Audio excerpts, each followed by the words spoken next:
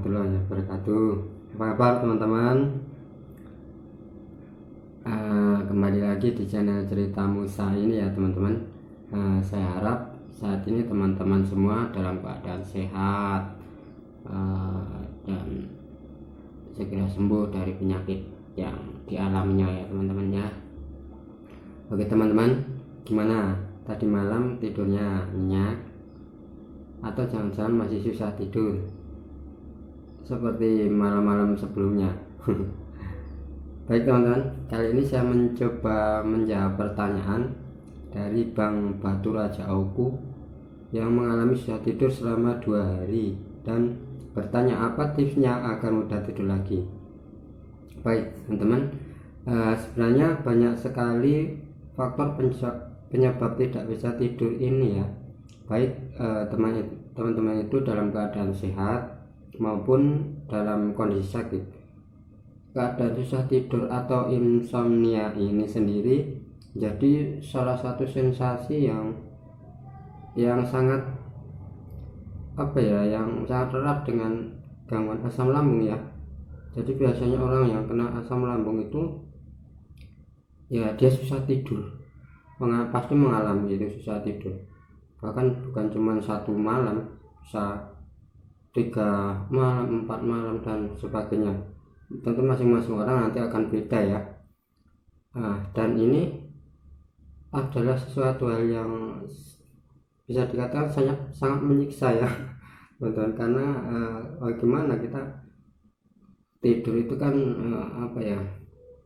jadi sarana untuk istirahat tubuh kita ya, tubuh dan juga pikiran. Tapi kalau nggak bisa tidur ya gimana mau istirahat, malah tambah penyakitnya nggak sembuh-sembuh ya. Oke, mari kita urai dulu penyebab agar kita bisa paham nih mengenai kenapa kita nggak bisa tidur. Jadi penyebabnya apa aja gitu. Saya akan coba uraikan di sini. Oke, mari kita urai dulu penyebabnya ya, agar kita bisa paham sehingga dapat mengatasi hal ini untuk malam-malam selanjutnya. Jadi kita agar malam-malam berikutnya itu kita nggak mengalami susah tidur lagi itu ya. Pertama itu penyebab tidak bisa tidur adalah karena asam lambung naik. Asam lambung naik ini kan sensasinya banyak sekali ya, antara lain nafas berat lah, sesak, terus jantung berdebar kencang, terus dada sakit, panas dan sebagainya. Itu dengan banyaknya sensasi yang seperti itu, otomatis kita nggak bisa tidur ya. Itu sangat mengganggu kenyamanan tidur hingga akhirnya kita merem pun sangat sulit ya. Jadi ya wajar kalau nggak bisa tidur. Terus untuk yang kedua, penyebab nggak bisa tidur itu adalah karena kecemasan atau anxiety-nya. Jadi gini, kecemasan ini sangat mempengaruhi kualitas tidur kita teman-teman. Karena untuk bisa tidur kan kita harus mengistirahatkan tubuh kita, mengistirahatkan otak dan pikiran kita gitu ya. Sedangkan kalau kita mengalami kecemasan ini, otomatis otak kita kan nggak bisa beristirahat ya, karena perasaan terlalu takut mengenai ini penyakit apa dan sebagainya, selalu gelisah, terus takut mati, terus pikiran negatif dan lain-lain itu banyak sekali ya, yang pokoknya banyak sekali yang ada di pikiran, ada di otak itu banyak sekali pikiran yang aneh-aneh bahkan. Terus hal-hal itu yang membuat kita nggak bisa tidur ya. Itu adalah 2 faktor penting yang bikin kita nggak bisa tidur. Kemudian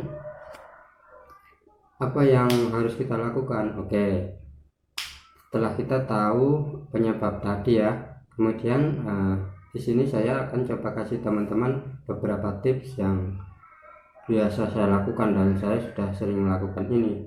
dulu ketika saya juga mengalami susah tidur itu saya lakukan hal-hal ini teman-teman. Pertama itu wudhu ya, wudhu sebelum tidur. Kenapa wudhu?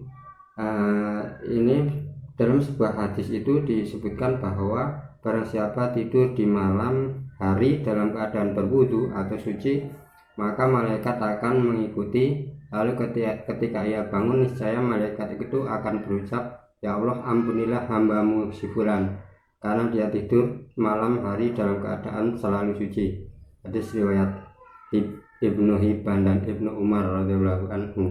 Nah, kemudian banyak ulama menyebutkan bahwa ketika seseorang tidur dalam keadaan berwudu atau suci, kemudian dia tidak terbangun lagi alias meninggal waktu tidur itu juga, maka dia akan masuk surga. Nah, tentu jika kita wudu dulu sebelum tidur ini, setidaknya ini akan memberikan ketenangan sendiri buat kita, menambah ketenangan buat kita. Karena ketika kita takut mati, takut penyakit, maka kita lebih tenang kan. Oh iya, saya udah wudu, karena saya udah suci, karena ada hal buruk terjadi yang tidak kita inginkan, kita dalam keadaan suci. Nah, itu akan menambah ketenangan hati kita ya teman-teman, karena ketenangan hati itu merupakan faktor utama untuk seseorang itu mudah tertidur. Terus tips yang kedua adalah teman-teman coba ini praktekkan ya. Jadi wudhu sebelum tidur. Kan biasanya teman-teman itu kalau kita mau tidur itu biasanya kan ke toilet dulu ya, buang air. Nah, habis buang air itu sekalian wudhu deh, itu selesai baru ke tempat tidur makan gitu ya. Oke, nah untuk tips yang kedua adalah siapin air hangat ya teman-teman. Nah, biasanya saya itu nyiapin air hangat di sebelah tempat tidur saya ya, entah di atas atau di samping. Bahkan tempat tidur saya itu kan saya lesehan ya, maksudnya nggak pakai dipan gitu, cuma bed itu aja, taruh di sampingnya itu. Kalau teman-teman ada duit, belilah termos yang kecil gitu ya, pokoknya intinya itu biasanya buat traveling kayak gitu. Nah, itu termos kecil isi air panas, lalu sambil bawa gelas, taruh di samping tempat tidur. Nah, kalau teman-teman nggak ada duit ya pakai gelas itu aja nggak apa-apa. Nah, kasih air hangat, kasih tutup ya, jangan lupa, nanti biar lebih awet hangatnya. Kasih tempat tidur itu gunanya untuk apa? Gunanya agar kalau kita nanti meremnya lama ya, kalau kita nggak merem itu kan tiba-tiba haus. Nah, haus kita nggak harus bangun, kita harus nggak bangun lagi terus jalan ke dapur, kan lama, makan waktu lama ya itu. Nah, kita bisa minum di samping tempat tidur aja, minumnya air hangat pelan-pelan gitu, baru kita sembari tidur lagi. Nah, kita posisi tidur lagi agar gampang meremnya gitu ya. Terus yang ketiga tipsnya, berdoa sebelum tidur. Jangan lupa ya teman-teman, tentu dengan berdoa itu kita akan membuat hati kita lebih tenang lagi ya, kita lebih tenang, lebih tentram, lebih nyaman, intinya kayak gitu. Maka sebaiknya kita usahakan berdoa sebelum tidur ya, kita mulai rutinkan mulai malam ini berdoa sebelum tidur.